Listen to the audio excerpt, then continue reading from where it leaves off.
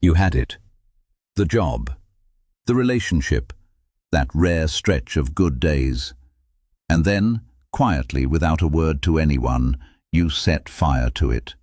You missed the deadline you had waited years for, picked the fight on the best night, skipped the workout for the 10th day running. Small hand, steady flame, no panic in it at all, and everyone had the same verdict. You lack discipline, you self-sabotage, you get in your own way.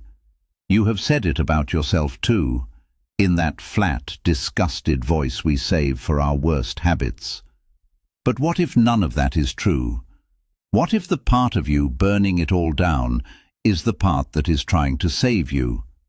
Because look closer, and the sabotage is strange. Too well-timed to be laziness. Far too precise. It never shows up when nothing is at stake. It arrives exactly when you are about to win, about to be seen, about to get close. As if, at the finish line, a hand reaches out and pulls the brake. And the hand is your own. A hand that precise is not lazy.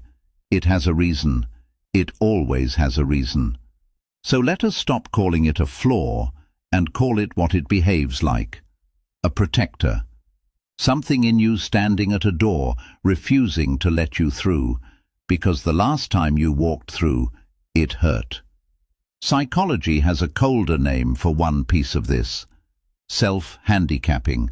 Named by Berglas and Jones in 1978. You build an obstacle before the test. A late night. A half-effort. A drink you did not need. So that if you fail, it was not you. It was the obstacle.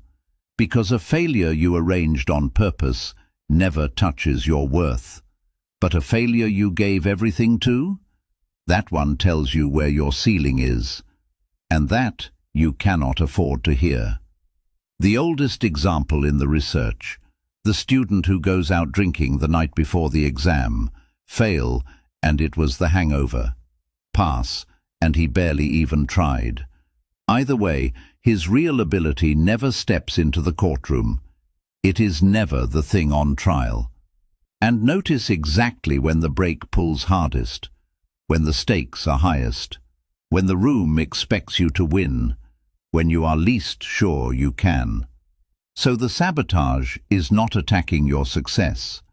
It is standing guard over your self-image, shielding it from the one verdict you cannot survive, that you tried, completely, and it was not enough.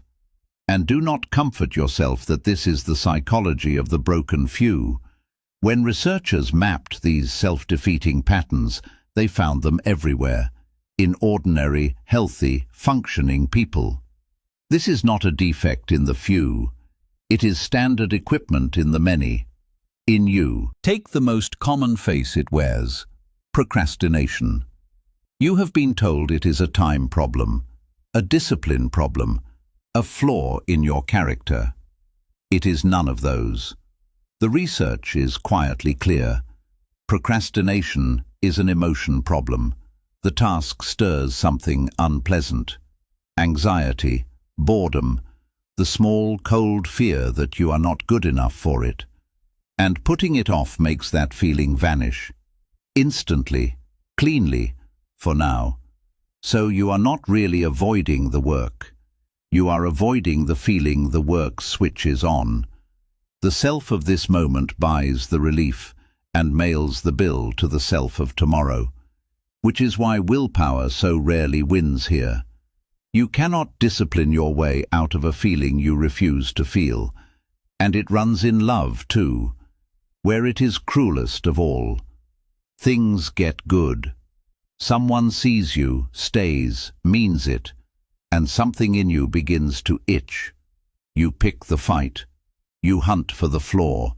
You go cold and pull back, for no reason you can name, because to be close is to be truly known, and to be truly known is to be able to be truly left.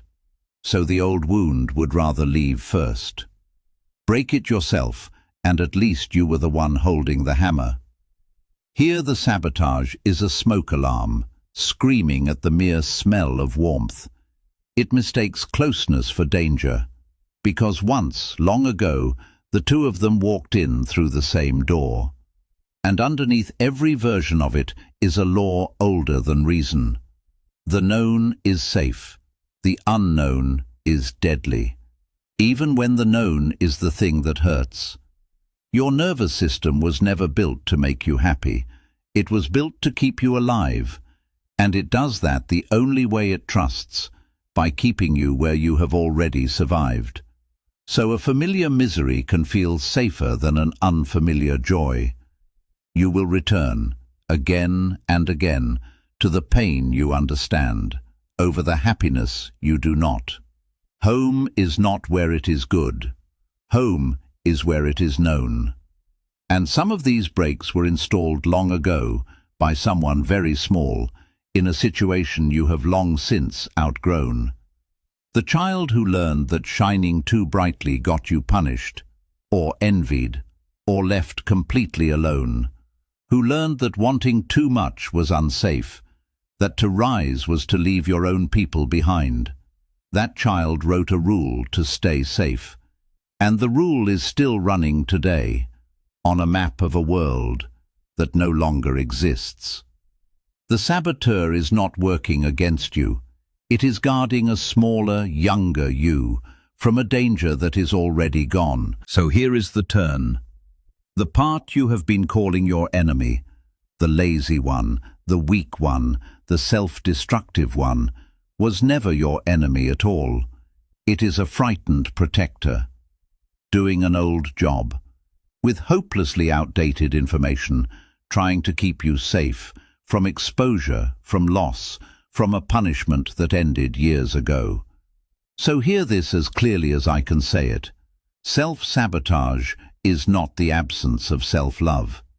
It is self-love that never got the message that the war is over, which is exactly why the usual cure fails. You shame it, you call it weakness, you white-knuckle against it and try to crush the part. But a part you shame does not leave. It goes underground and runs you from there, where you can no longer see it. The harder you fight the protector, the harder it protects. So you do not beat self-sabotage.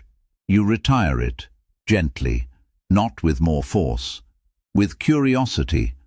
The next time your own hand reaches for the brake, do not slap it away. Ask it one question. What are you so afraid will happen if I do not fail this? The answer is almost never laziness. It is a fear, wearing laziness as a disguise. Meet the fear, and the brake loosens on its own, and then the small, unglamorous work. Let yourself be seen, doing a thing you might fail at. Feel the feeling, instead of fleeing it. Stay 1 minute longer in the good thing that scares you, not to defeat the frightened part, but to show it, slowly, patiently, that the danger it braces for is not coming, that the world it keeps mapping is gone, that it is finally allowed to rest. You were never lazy, you were never broken, you were guarded by a part that loved you too much to let you be hurt like that again. So do not fight it, turn toward it instead, the way you would turn toward a frightened child, not a bad habit to be broken, because that is what it is. Give it a face, an age. Notice how young it turns out to be. You do not argue a terrified child out of the dark. You sit with it until it believes that you are staying, and it will not trust you in a single evening. It has stood this watch for decades. You earn it back the way trust is always earned, slowly, by not abandoning it the moment it flinches. And then one day, something quietly changes. A deadline arrives, and you do not burn it down. A good thing arrives, and you let it stay. Not because your willpower finally won, but because the guard, at long last, has been allowed to stand down. So thank it, for every year it kept the watch, alone, and asked for nothing. and then, gently, teach it what year it is. See what people hide, even from themselves.